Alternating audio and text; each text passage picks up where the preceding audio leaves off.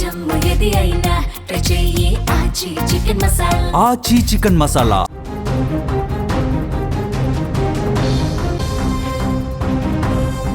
రెప్పపాటు కాలం, కేవలం రెప్పపాటు కాలం 8 నిండు ప్రాణాలు గాల్లో కలిసిపోయాయి. బతుకు తెరువు కోసం వచ్చిన వాళ్ళు కాలి బూడిదైపోయారు.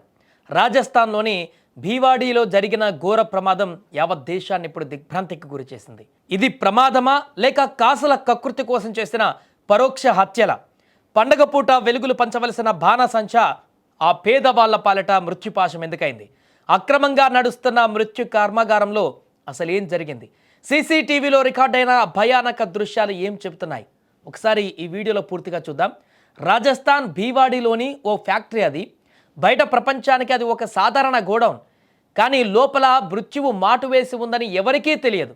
అక్కడ భారీ ఎత్తున బాణాసంచా నిల్వ ఉంచారు. ఉన్నట్టుండి ఒక్కసారిగా పేలుడు సంభవించింది. ఆ శబ్దానికి ఆ ప్రాంతమంతా దద్దరిల్లింది. క్షణాల్లో మంటలు ఫ్యాక్టరీ మొత్తాన్ని చుట్టుముట్టాయి. అక్కడి సీసీటీవీ కెమెరాలలో రికార్డైన దృశ్యాలు చూస్తే వెన్నులో వణుకు పుడుతుంది. లోపల ఉన్న కార్మికులకు ఏం జరుగుతుందో తెలిసేలోపే ప్రాణాలు కాపాడుకోవడానికి పరిగెత్తే అవకాశం కూడా లేకుండా మంటల్లో చిక్కుకుపోయారు. 8 మంది, అవును 8 మంది అక్కడికక్కడే సజీవ దహనమయ్యారు. వారి శరీరాలు గుర్తుపట్టలేనంతగా కాలిపోయాయి. అధికారుల విచారణలో తేలింది ఏంటంటే ఆ ఫ్యాక్టరీలో బాణాసంచా తయారీకి అసలు అనుమతే లేదు.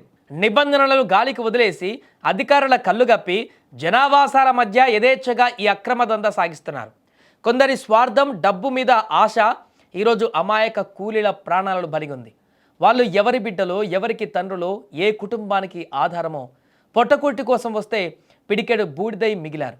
సేఫ్టీ లేదు, రూల్స్ లేవు, కేవలం లాభాలే ముఖ్యం అనుకున్న యాజమాన్య పాపానికి ఇప్పుడు ఆ కూలీలు బలైపోయారు. ఈ ఘటన ప్రభుత్వాన్ని ప్రశ్నిస్తుంది. అక్కడ ఇంత దారుణమైనటువంటి పరిస్థితికి బాధ్యులు ఎవరు? అక్కడ ఎలాంటి పర్మిషన్ లేకుండా ఇంతకాలంగా అది ఎలా రన్ అవుతుంది?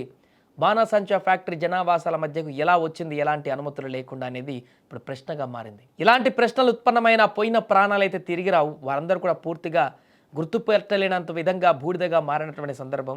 కుటుంబ సభ్యులకు కనీసం వారిని గుర్తుపట్టలేనటువంటి పరిస్థితి ఏర్పడింది. ఆ కుటుంబాలకు ఇప్పుడు ఆసరా ఎవరు? రోజు కూలికి వెళ్ళి వచ్చేటువంటి కూలి డబ్బులతో 3 పూటలు కడుపు నింపుకునేటువంటి ఆ పేద కుటుంబాలలో ఈరోజు చీకట్లు అలుముకున్నాయి. ఈ యొక్క ప్రమాదం 8 కుటుంబాలలో తీరని విషాదాన్ని నింపింది. వారందరినీ రోడ్డు మీద పడేసింది. ఇప్పుడు ఈ ఘటనకు సంబంధించి ప్రస్తుతం వైరల్గా మారుతున్న ఈ విజువల్స్ అన్నీ కూడా దీనికి సంబంధించి దర్యాప్తు కూడా కొనసాగిస్తున్నారు పోలీసులు.